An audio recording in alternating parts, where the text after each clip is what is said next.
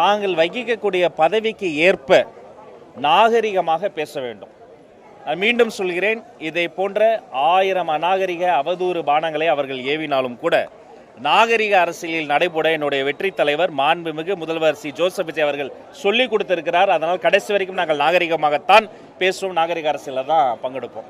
அதே சமயம் இப்போ கடந்த சில தினங்களாக பார்த்தால் திமுக தொண்டர்கள் அரசியலில் நிரந்தர நண்பரும் இல்லை, நிரந்தர எதிரியும் இல்லைன்றாங்க. அப்புறம் தேநீர் விருந்தில் போய் கலந்துக்கிட்டு இடமாற்றத்திற்காக கேட்டோம் அப்படின்னு சொன்னாங்க. அது தேநீர் விருந்தில் தான் கேட்கணுமான்னு தெரியல. இப்போ பார்த்தா இந்த பக்கம் பாஜகவினுடைய மாநில தலைவர் திமுக கரகமாலேயே மாறி அவதூறாக நாகரிகமாக பேசி கொண்டிருக்கிறார். இதையெல்லாம் பார்க்கிற பொழுது அரசியலில் பரபரப்பாக பல மறைமுக நட்பெல்லாம் வெளிப்படும் நேரம் இது என்பது தெரிய வருகிறது. இதை நான் கண்டிக்கிறேன்.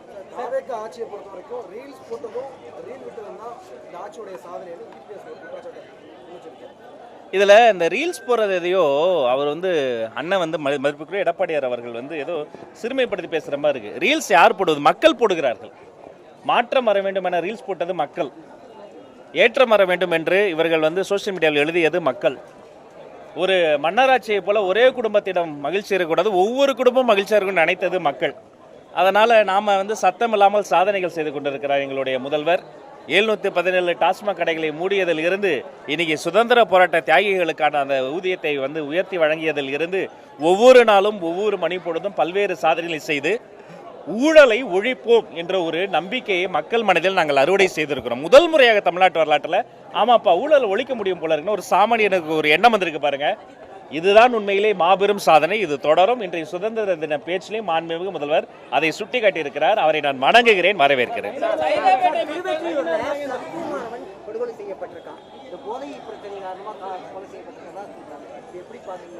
ஆமா, இது ரொம்ப வேதனையான விஷயம். பாதிக்கப்பட்ட அந்த குடும்பத்தோடு நானும் துக்கத்தில் பங்கேற்கிறேன். இதை குறித்து சட்ட நடவடிக்கைகள் வேகமாக நடைபெறும். போலீஸ் விசாரணை நடைபெற்றுக் கொண்டிருக்கிறது. முழு விசாரணை முடிந்து அந்த அறிக்கையும் வாங்கி தக்க நடவடிக்கை எடுக்கப்படும். பாதிக்கப்பட்ட அந்த குடும்பத்தோடு நானும் துக்கத்தில் பங்கெடுக்கிறேன். ஆமா, பிரச்சனைகள்லேயே மிகப்பெரிய பிரச்சனை இது மாதிரி போதைப் பொருள் பிரச்சனை தான். இது ஒரே நாளில் வரல. இது ஒரு 5 ஆண்டு காலத்தினுடைய ஒரு தாக்கமும் இருக்கு. இதை வேரோடும் வேரடி மண்ணோடும் ஒழிப்பதற்கான எல்லா வேலைகளும் நாங்கள் முன்னெடுத்துக்கிறோம். இன்னும் இந்த போதை ஒழிப்பு நடவடிக்கைகளை தீவிரப்படுத்துவோம்.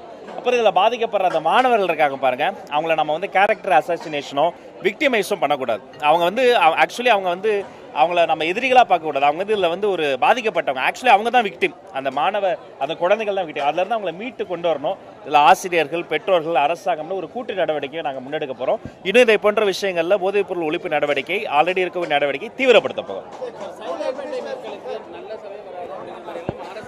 என்னங்க பேச்சு இது?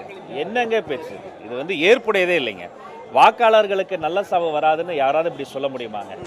நான் இப்போ சொல்கிறேங்க, இப்போ தாங்க சைதாப்பேட்டை வாக்காளர்களுக்கு நல்ல வாழ்க்கையே வரப்போகிறது. இனிமே இந்த மெடிக்கல் மாஃபியா கிட்ட இருந்து பாருங்க, அங்கே கேமராமேனே கை தட்டுறாரு. மெடிக்கல் மாஃபியா கிட்ட இருந்து தப்பித்த சைதாப்பேட்டை மக்களுக்கு இனிமேல் தான் நல்ல வாழ்வு வரப்போகிறது. சட்டமன்ற உறுப்பினர் சிறப்பாக செயல்பட போகிறார். வெற்று வார்த்தைகளை தூக்கி போட்டுவிட்டு சத்தமில்லாமல் செயலில் காட்ட போகிறார். அருள் பிரகாசம் அவர்களுக்கு என்னுடைய வாழ்த்துக்கள்.